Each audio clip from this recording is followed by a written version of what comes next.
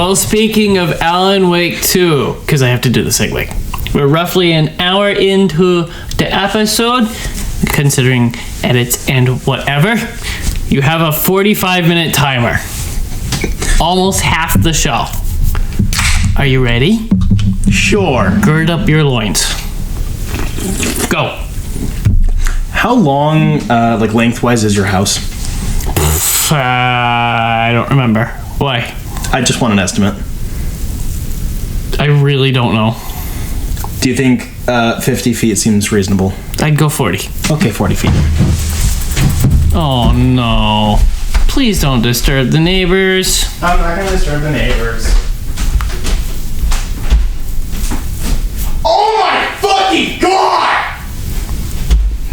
Wow.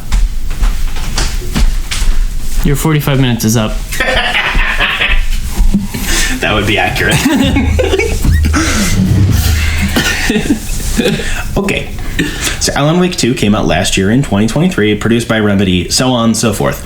It's been in production hell for about 10 years of the past 13 years, where a canonical 13 years have taken place since the most recent game. So you remember the reaction I had when I played the first game about 2 months ago? Yes. Whereas I played the game in one night because I realized that this is what I had been missing in my heart my entire life. He's literally me, guys. He's me. That's him. He's me. He is him, and I am he, yes. So I couldn't quite pull that off with this game, but admittedly, I had about the same size reaction while playing it. I could not play it all in one night, but the first night that I played it, I stayed up for about 10 hours straight. It's true.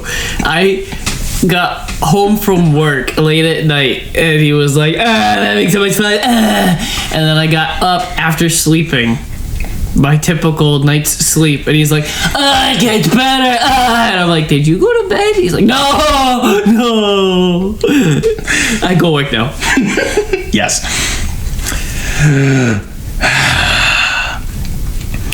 Okay, I think I could fill about a 5-gallon bucket's worth of splooge about this, so I'm going to try to be kind to your ears. So, like I said, we find ourselves 13 years after Alan Wake's American Nightmare, which takes place shortly after the original game's events. Alan has been trapped in the dark place for said 13 years, kind of going in a circle, let's say. Many times over, having his memory erased, trying to get out, having his memory erased, and so on. Lots of weird shit happens in there. It's a whole other weird dimension of nightmare demon logic and dream logic and weird shit.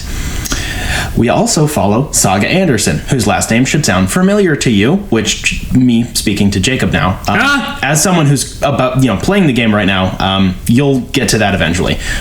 Anderson, as a last name, should sound somewhat familiar from the first game. There's Mr. Anderson. Not that, no.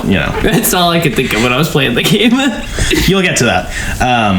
You play also as Saga Anderson, who is the partner of Alex Casey, another name that should sound familiar, who is the real-life, sort of, version of the character that Alan wrote in his previous crime novels, Alex Casey. Sort of. It's complicated. They're two FBI federal agent people. They come to Night Springs, and weird shit happens. Kind of like the first game, but also not like the first game at all. So this is a survival horror game.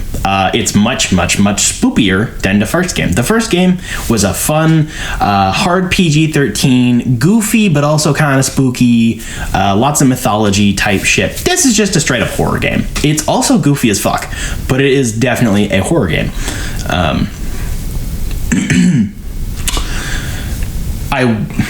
How many hours have you played, roughly? 1, 2. You finished the first chapter, correct? Yes. So you got... Don't worry about spoilers. I'm only half listening. Just go for it. You got to the morgue. Yes. Okay. So after the opening of the game, where a bunch of cool shit happens, a very large shift happens in the world. I'm trying not to spoil it, one, because it's a new game, and two, because I think the twists actually work really well. So I don't want to ruin your brain. And the world changes, and then the vast majority of the game takes place alternating between two perspectives, Saga Anderson and Alan Wake, you know, the guy, him. He's the guy. He's him. He's literally you. And you switch between these two perspectives in a janitor's closet because Ati, the janitor from Control, which is canonical to this universe, is in this game. He's great. I love him still. Great guy. Great guy. Weird fucking guy. But it's a cool... Excuse me. It is a cool gameplay element of the... I'd say... Jesus. Maybe 70% of the game between the opening and the epilogue take place non-chronologically. You can play them in any order. Whenever you find a janitor's closet, you can alternate between playing as Saga, who is in quote-unquote the real world, and Alan, who is quote-unquote in the dark place, sort of. And they don't take place at the same time, let's just say. So you get different story chunks, different lore tidbits in different orders depending on how you play the game, which is cool. It doesn't change the outcome, which is not disappointing, but it would have been cool. But I understand that that would be really fucking complicated to have basically different endings that still amount to the same thing. But, you know, I get it. That's a gameplay complication. So you can play the game in a different order and you get a different, like, emotional experience out of it. I just found a comic based on Silent Planet Super Bloom or something. Send it to Colin right now. I just did. Nice. And he's going to be like, no, Super Bloom is gay. It's true. I sent it to the both of you. Thank you. Because I'm going to go look at it. I'm sure it's going to be good. Saga and Alan have different gameplay loops. Sort of. They're very similar. So, like I said, it is a survival horror game, so it takes place primarily over the shoulder, third person. A comparison, which I'm sure you can confirm because I haven't played this game.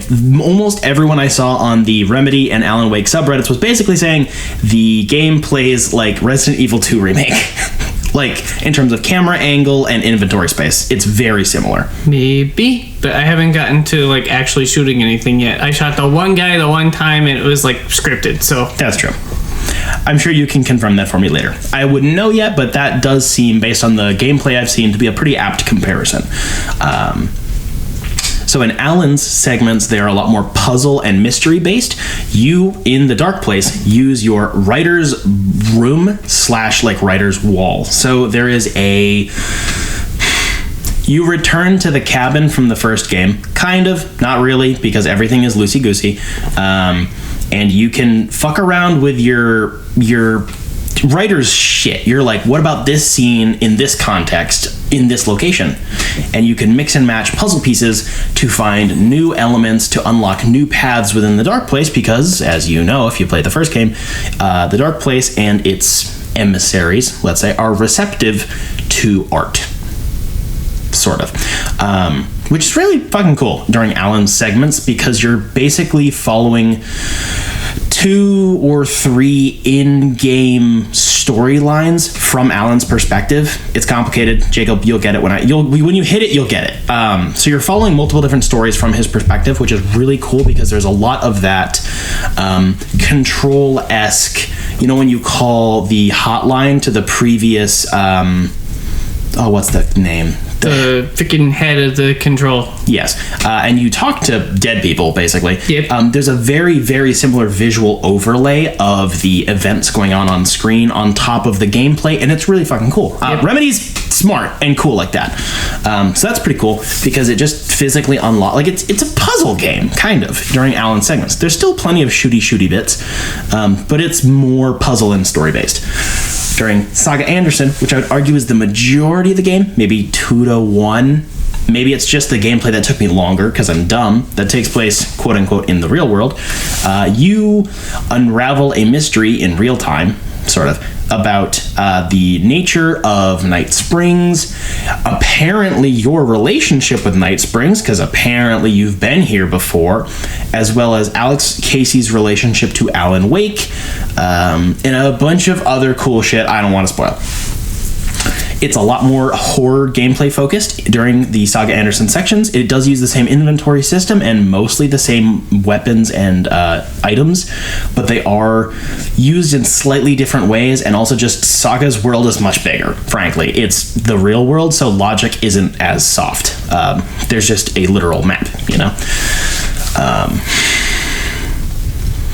Yeah. So you go to different sections while you unravel. I'm going to be so vague about this because I think the mystery is actually really fucking good. But you are there as an FBI agent because apparently there's been a bunch of murders that are similar to other murders you've been investigating, and that's sussy, and they somehow relate back to that weird mysterious writer who went missing 13 years ago and stuff like that.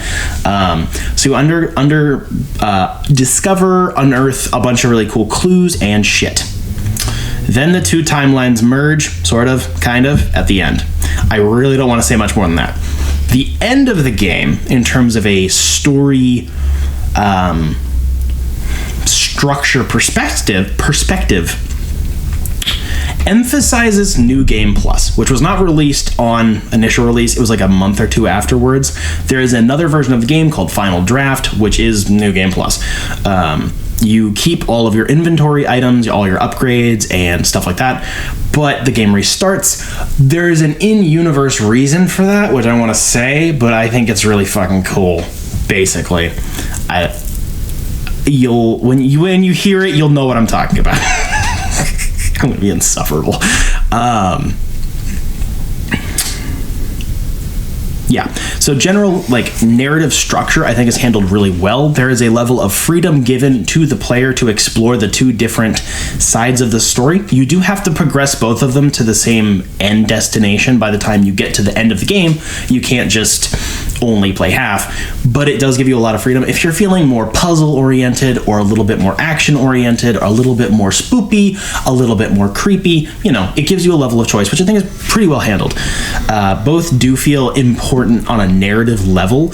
They're both really big lore dumps all the time. There's so much crap going on that while it didn't get out of hand for me, there was a few moments where I did actually put the game down and be like, I need to go take a pee because I have to think about this for a second to try to digest information, which is pretty cool. I don't usually get mentally challenged by games. Like a puzzle game is one thing because it's a puzzle game and they're meant to make my brain hurt because I'm stupid. But frankly, on a narrative level, I don't usually get challenged by video games. They're not really meant for that.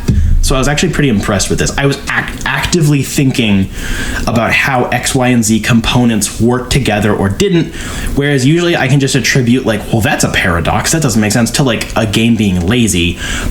Most of the paradoxes and weird decisions in this game feel sensical if you're Sam Lake, the writer of the game. It feels like there's a logic to them, even if you don't understand it.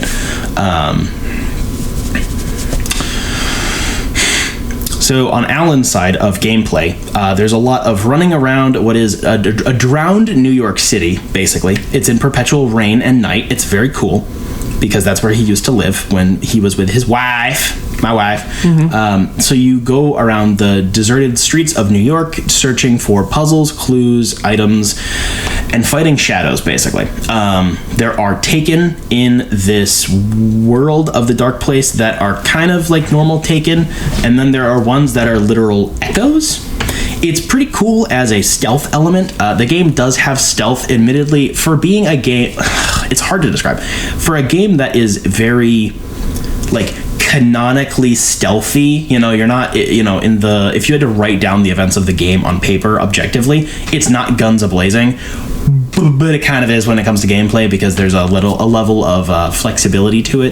There aren't great stealth systems in place, but when you're Alan, let's say, you can turn your flashlight off, walk around slowly, and there are some shadows that you'll hear whisper in your ear. They'll get up in your face, but they don't do anything. And maybe every 1 in 4, 1 in 5, one of them is a real Taken, and it'll fucking clock you, which is really cool. It does add a level of tension, but it also makes it more creepy and less scary, if that makes any semblance of sense. Because they're shadows, they're big blobs. They look like people.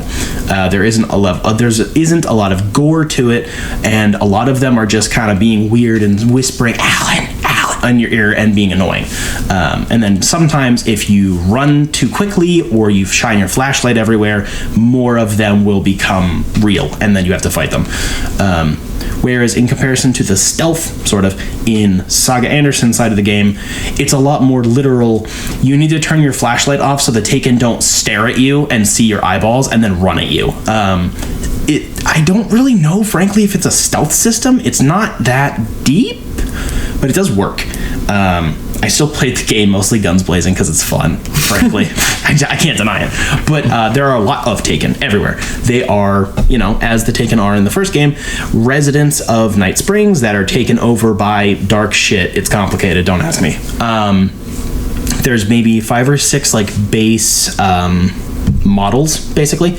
Most of them act very similar, but they do have slightly different behavioral patterns and skins, literally. They boil down the types of Taken from the first game into more, I'd say, digestible archetypes. While not it feels less video gaming, I guess is a good way to put it. Whereas the first game, you have your normal Taken, you have your fast and fragile Taken, you have your mega fast, super ultra Taken, and then you have your big chunky boys. This one, they do fall into the same types of archetypes, but I feel like the damage numbers are more relative to each other, and they change up the way, say, that the speedy characters work.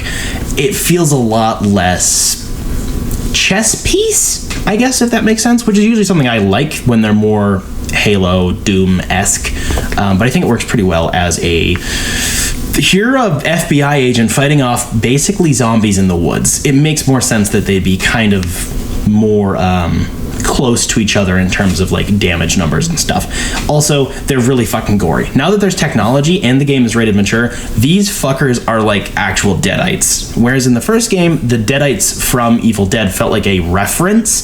This is just they're deadites. Frankly, it's really fucking obvious. They're just as quippy as they are in the first game, and they're way more scary. They will get up in your face. They run really quickly, which is mostly due to the difference in camera perspective. They're both third-person games, but this one is locked to your shoulder, so you can't say turn around and face the camera. Whereas in the first game, because it was an action-adventure game, you could do that. It's a minor difference that does a lot for gameplay. It feels not sluggish, but a lot more just less gamey, I guess. I don't know. It's hard to describe. And they'll run and scream at you. They have kind of glowing eyes, and then you can shoot a shotgun in their face and blow off half their face, where you see the skin and the muscle and the blood just leave their head. It's disgusting. And pretty funny, but it's also gross. It really, really balances the horror and comedy of it, like Evil Dead 2, which is cool. Sound design on that level, because it mostly plays into stealth, is pretty fucking great. I played this almost the entire way through with headphones at night multiple times because I'm dumb and I like peeing myself, apparently. So there's a lot of really good directional audio in terms of, enemy footsteps, dialogue, so on. That stuff is all really well done.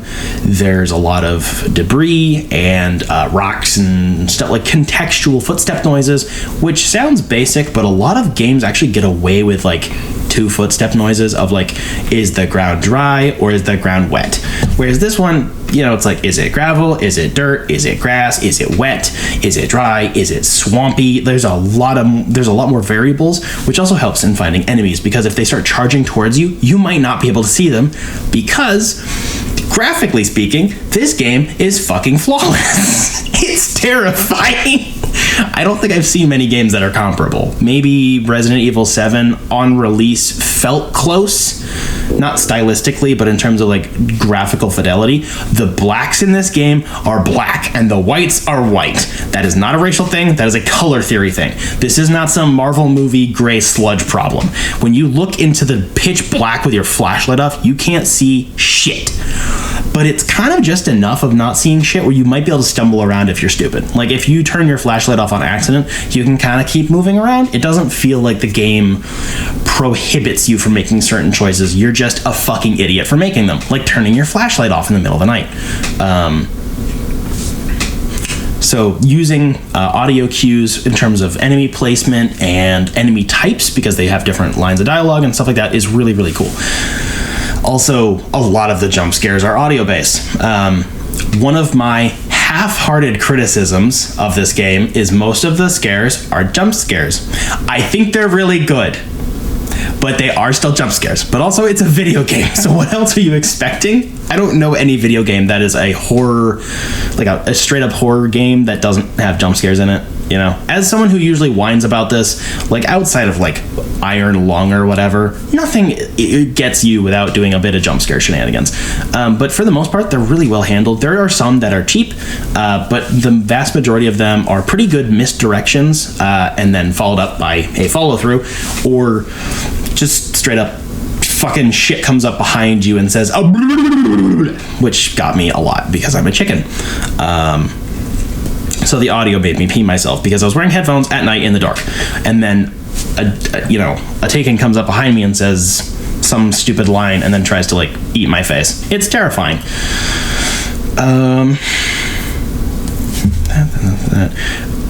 Graphically speaking as well, there were some bugs I had with this. There was a bit of pop-in. I played the majority of my first playthrough on performance settings on my Xbox Series X, and then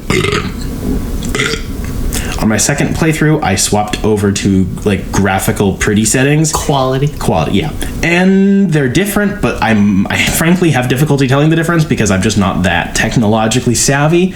Obviously, the big one is it drops the frame rate down to lock it at 30, and then it updates, it pushes the graphical quality to a solid 4K, which is cool because I was playing it on a 4K TV with my shiny console.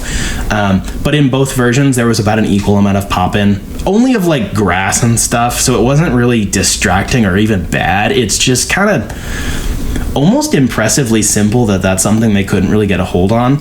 But to be fair, there's so much grass in this game that I can't really blame them for having difficulties with it. I get it. It never distracted me from gameplay or made me think, oh no, this needed more polish. I don't think you could get much more polish than this. Any graphical difficulties, which were pretty much the only technical problems I had, felt like kind of inevitable because the game is so big and so pretty. Like, I can't really complain about it. Like, I noticed some stuff, but I just couldn't really say much else about it. It's nigh photorealistic, which is phenomenal. Especially because Remedy takes a lot of cues from their more recent games. Like I talked about for my review of Alan Wake's American Nightmare, there's a lot of live action and animated segments kind of smushed together and stuff. In this game, they take it to the highest heights they've ever gone before, whereas about 50% of the cutscenes are just live action directed segments. Unlike in Quantum Break, they're not just like random episodes of TV intercutting with the gameplay. They're just really, really well directed cutscenes that feel like the game, with the same costumes, same actors, same voices, and so on, which is really cool. More than anything else, I think I respect it on the level of the actors and the voice actors being so multi-talented to be able to, here's your, $100,000 for the year. We need you to do live action segments, voice segments. We need you to wear a bunch of costumes. We need you to do a bunch of dances. I'm not gonna elaborate on the dancing any further. Like, that's really cool. I don't know. There's something about that appeals to me on like a very human level of being like a jack of all trades type thing. Like as an artist, being like a theater trained, I can do song, I can do dance, I can do acting, the whole gambit, which is pretty cool.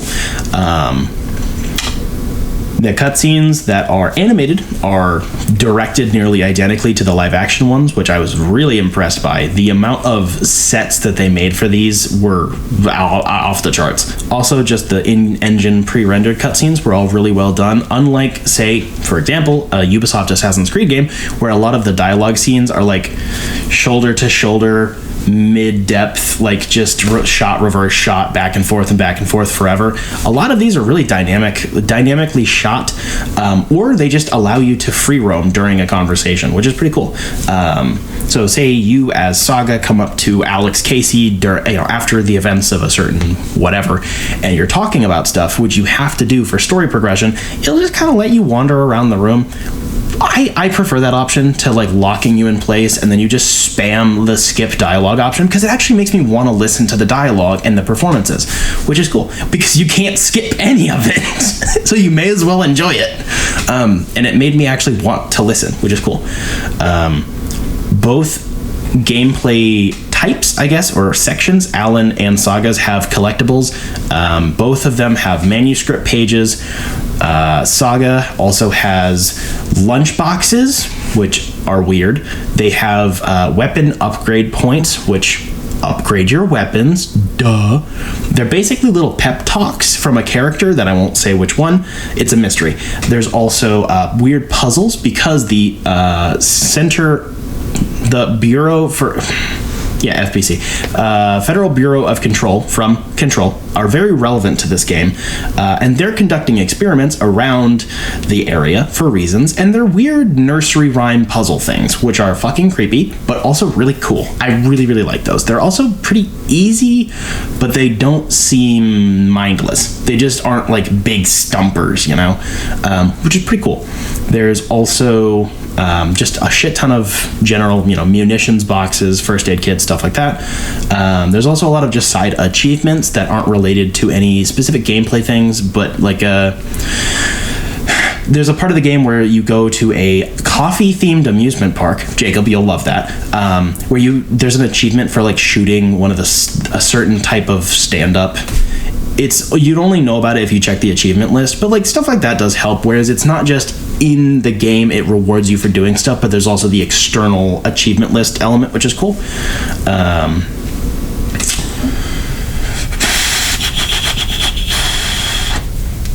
And then there's just your usual finding new weapons and upgrading them, and then ammo seems to be 50% relative. So say like in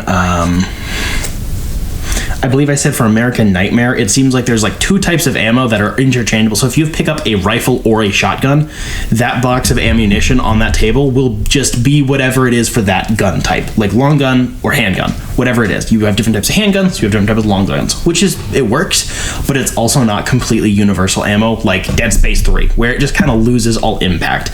I think it's about 50-50 for this one. There's a lot of ammo that definitely seems specifically placed, especially early on in the game, of like, you're probably not going to have, a crossbow yet or whatever. You have a handgun, so you need handgun ammo. But every once in a while, it'll just kind of throw an oddball at you. Sometimes it'll preface X, Y, and Z new weapon by giving you ammo for it first, and you're like, oh shit, there's a side-by-side shotgun in this game. That's fucking cool. And then like 20 minutes later, you find it, which is cool. All of the weapons are pretty well balanced, in my opinion. There are maybe 8 in total, something along those lines. There's a lot of crossover between Saga and Alan, but I do think they actually found a really cool way of using a lot of American Nightmare's gameplay elements for this game. I was saying it when I was playing American Nightmare, and I really feel it now. Whereas in that game, you started off with a semi-automatic handgun, and you could switch back to the revolver from the first game, basically. This game, in 2, Alan has a handgun, has a revolver, and Saga has a handgun because she's a Fed. And it makes the gameplay just a little bit more unique on each end, whereas they have specific weapons. There are, say, shotguns for both of them, but they're different types of shotguns that do different things, which is pretty cool. I just thought that was neat.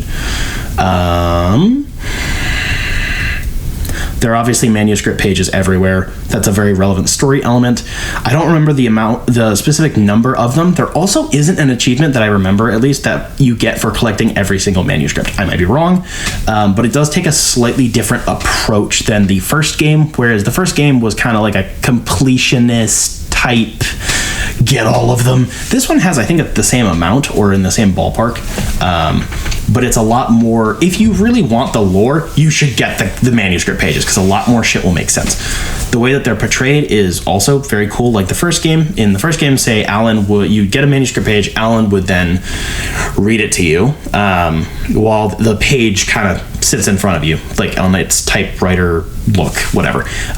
American Nightmare did kind of like a halfway point between the two games, and then in this one, as you're walking around a Saga, you can pick up a manuscript page and either read it yourself as like a text-based on-screen thing you can scroll through, or you have Alan Wake's voice actor read it to you while a cutscene plays, which is incredibly fucking amazing. It's really cool.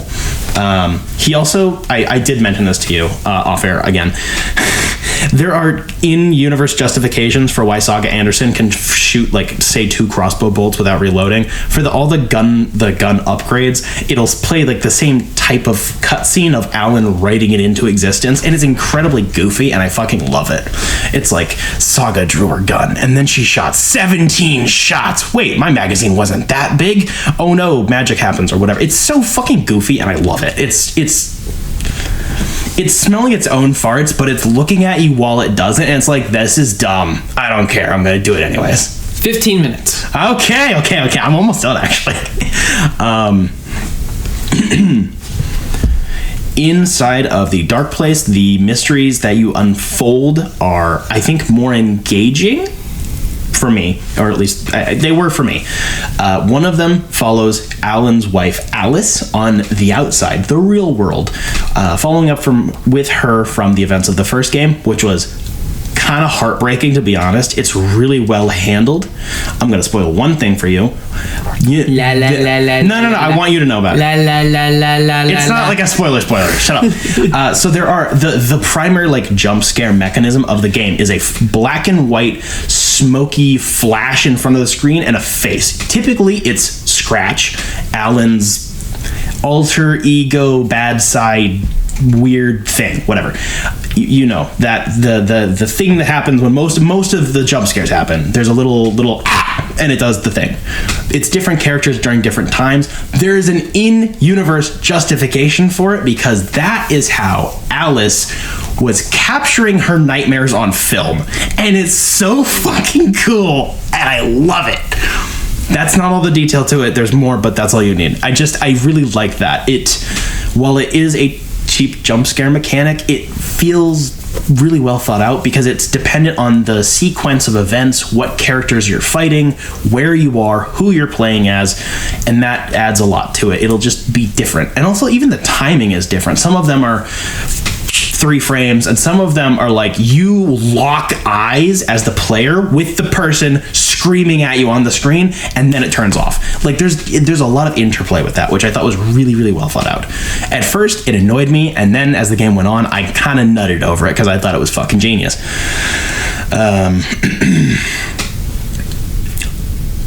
The conclusion-ish of the story, again, speaking very vaguely, is the intersecting of these 2 characters and their 2 gameplay types, as well as their chronological storylines. It's weird. There are some difficulties with it, admittedly, but I think the biggest twist, I guess, or the primary plot twist, I think works pretty well. Even if you see it coming, I think it's worth revisiting, because the game encourages you to take a second playthrough. You can pick up on a lot more subtext of what's going on. Also, just because you're not as confused, you're able to just absorb more information.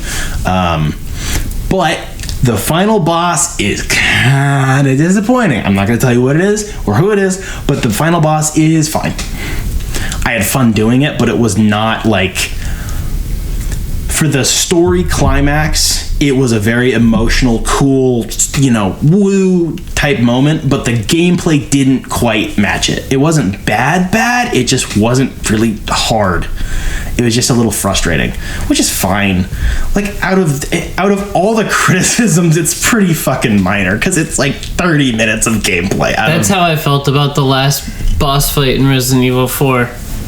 It's a big tentacle-y thing with eyes all over it, just like any other Resident Evil final boss. You shoot the eyes, it goes ah, and grows more eyes, and that's 3 stages of that. It's dead. Yeah, stupid. It's definitely more in depth than that, but it's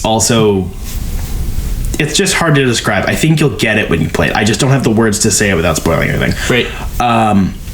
It's still solid. It's just not great. We're not talking like Deathstroke and Arkham Origins level of retardedly frustrating, type shit. It's just fine. The story also ends on a cliffhanger, kind of like the first game. I'd say 10% more cliffhanger than the first game, because they fucking know, and they're smug. They know they're going to make another one. And also they know it connects now to their other series, or will be soon a series of very popular games, Control, which is pretty cool. The ending made me go,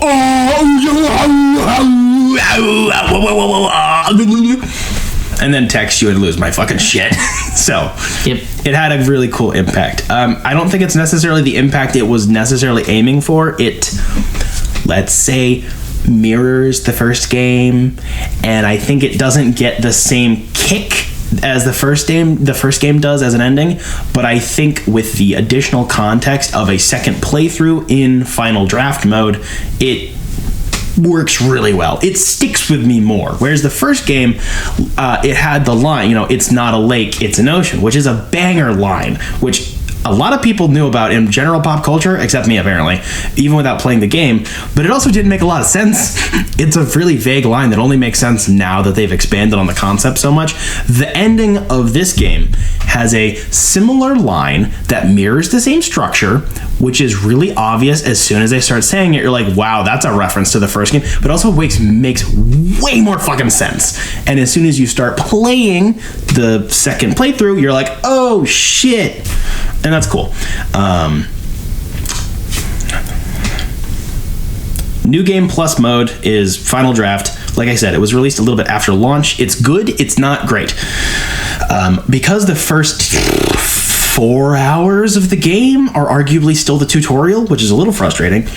You don't get your weapons or upgrades back for a while, but once you do, it's good. The difficulty is, I think, a little bit harder no matter what difficulty you choose. So on the regular game, there's easy, normal, and then once you've played through once, you unlock nightmare mode, which is hard, and then you can choose Final Draft in any difficulty. I think it works better than the original game's version of, it was like, the original version of Alan Wake was like easy, normal, and then nightmare, and then New Game Plus. It was weird. It was kind of confusing. This one I think works better, but also nightmare mode isn't as hard as I thought it was going to be. It's hard, but if you've played another survival horror game with an inventory management system, I don't think it's going to be that hard for you, which is fine. It's not really a complaint. It's just not like, oh, it's impossible. It's not like playing like Super Meat Boy on impossible mode type, like you'll never do it. It's like I did it without much effort. It's just harder. But also having all your new weapons is cool. There's also some slight modifications because it is a final draft of the story, because Alan Wake's a writer, you get it. Is he? It's a gameplay mechanic. So there's some slight differences in this version of New Game Plus, maybe 5% in total. It's not a lot. I noticed most of them, but say there are some dialogue choices that are some dialogue that's a little different. Some cutscenes are a little different. It mostly seems like alternate takes of stuff, and they just kind of wanted to justify using it, which is fine. I respect it. There's a few decent changes that I can't really get into because they're all spoilery. And then the game has a second ending in Final Draft mode, which is a second post-credit scene, which makes a lot more fucking sense, and it's a lot more satisfying, which I think was worth the gameplay. The other primary difference in Final Draft mode is something that I didn't mention at all, but I should now mention, is when you play, the flip side of playing Alan Wake's Writer's Room is Saga Anderson's Mind Place, which is a play on Mind Palace, the brain technique, and it's your detective wall. It's a really relevant gameplay mechanic, but I also don't have a lot of thoughts on it. It's the only part of the game I actually have a genuine criticism of. It's really shallow. It's really fucking fun to do the detective shit where you put the photos on the wall and you connect them with the string, and it makes my brain go nutty. But also, you can only put them up in one way.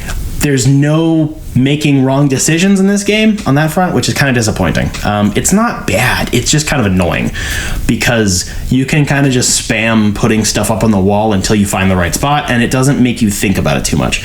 But a lot of those options are also changed in Final Draft mode. It doesn't change the outcome. It just means it's like this other fictional fake photo we took in gameplay is a little different, or the scribbles on it are different, which is neat. It's just not a lot.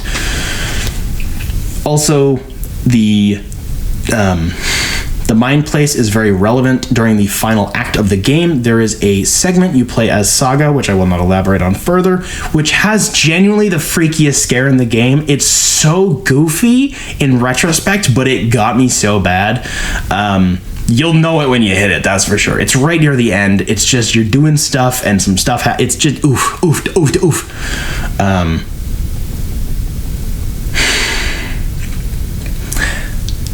Okay, final final thoughts.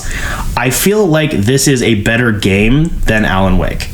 This is absolutely my game of the year 2023. This is better than Dead Space Remake, 100%. If I played more games, it would still probably be on the top. But there are some things it does that are not original. Not that that inherently is a bad thing, but there are a lot of either gameplay elements or certain mannerisms of the game, I guess, that are very clearly inspired by other things, which the first game also had a problem with, not in gameplay, but in story, whereas the first game was really heavily Stephen King, Twin Peaks, Stephen King. Alan Wake 2 is also Twin Peaks, but Twin Peaks The Return, the new shit, which is great. Also still Stephen King, more Evil Dead, whatever. But a lot of the gameplay takes heavier inspiration from, like I said, Resident Evil Remake and just other horror survival. I think it's great.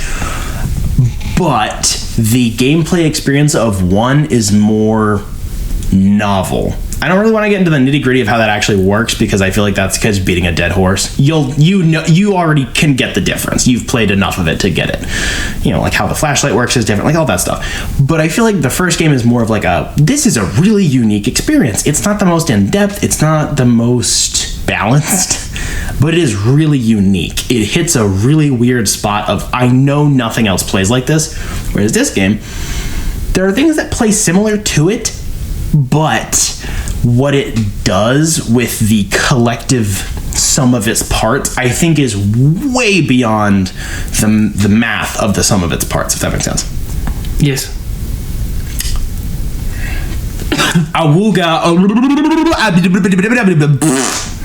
I have criticisms, but I don't even give a shit, you know? They're there. They're worth noting. This game changed my life. I'm not even lying. I don't know why I said it in a fake voice. It's just this game altered my brain chemistry. So my first run through. Holy fuck, I'm tired. My first playthrough. Yeah, geez, I'm crow. My first playthrough was 23 hours, I believe, and then my second playthrough on Nightmare and on Final Draft mode was 28, I believe. A lot of it was faster because I then got 100% on that Final Draft on Nightmare, which was great because I'm so cool and smart, because I knew where a lot of the shit was, but also it was harder. But also I was kind of speedrunning half of it. I wanted to pay attention to the details that were different on Final Draft mode, but there's some bits I just had an intuitive gut feeling that would be the same.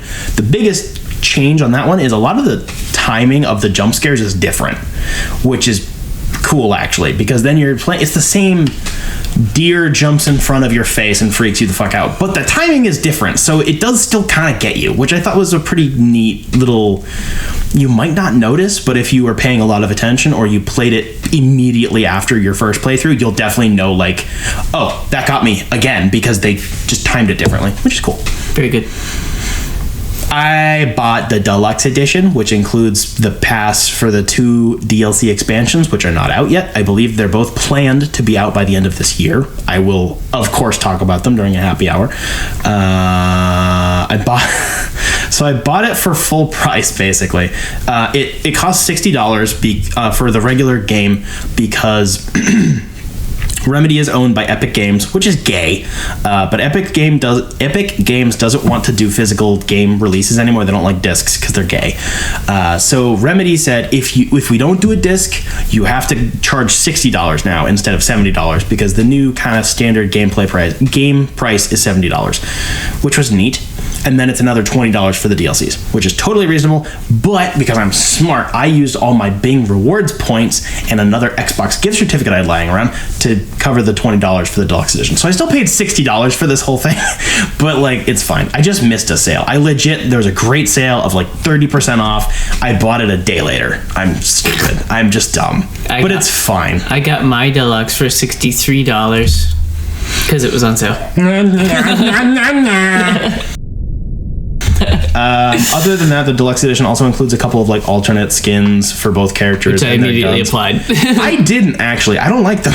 And there's also like the only other option, so I don't know why they even bothered. Right. Like, it doesn't make me upset. It's just like, did Epic make you do this? Yeah. You know? Because you can't buy them anywhere else, and there are no other skins in game. Right. It's not like you discover weapon skins or anything. That's just not a part of the game. So, I don't know. I know. Oh! I lost my marbles. That's as polite as I can be about it. He only had 2 marbles left, and he lost them both. I did. They fell out of both ears.